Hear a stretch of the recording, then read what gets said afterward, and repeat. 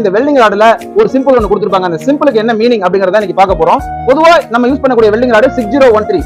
இப்போ இந்த E6013 அப்படிங்கறத நம்ம இந்த இடத்துல பாருங்க. E அப்படிங்கிறது எலக்ட்ராடுடைய ஷார்ட் ஃபார்ம் தான் E. அடுத்தது 60 13 இருக்குல்ல, இல்ல முதல்ல இருக்க 2 60ங்கிறத எடுத்தோம் அப்படின்னா மினிமம் டென்ஷன் ஸ்ட்ரென்த், அதாவது 60,000 ஸ்கொயர் இன்ச்சஸ்க்குள்ள இருக்கக்கூடிய இரும்பு கிரேட்ல நம்ம இந்த வெல்டிங் ராட பயன்படுத்தலாம். அடுத்தது 1 இருக்குல்ல, இந்த 1 அப்படிங்கிறது ஆல் பொசிஷன்ஸ் அப்படிங்கும்போது பிளாட் வெல்டிங், பிளாட்ல வெல்டிங் அடிக்கிறது, அடுத்தது வெர்டிகல், அடுத்தது ஹரிசாண்டல், அடுத்தது ஓவர் ஹெட், தலைக்கு மேல. சோ இந்த எல்லா பொசிஷன்லயுமே இந்த வெல்டிங் ராட நம்ம பயன்படுத்த முடியும். அடுத்தது இருக்கிறது 3. இது 3 விஷயத்தை குறிக்கும். ஒன்னு ஃப்ளக்ஸ், இன்னொன்னு கரண்ட், இன்னொன்னு போலாரிட்டி.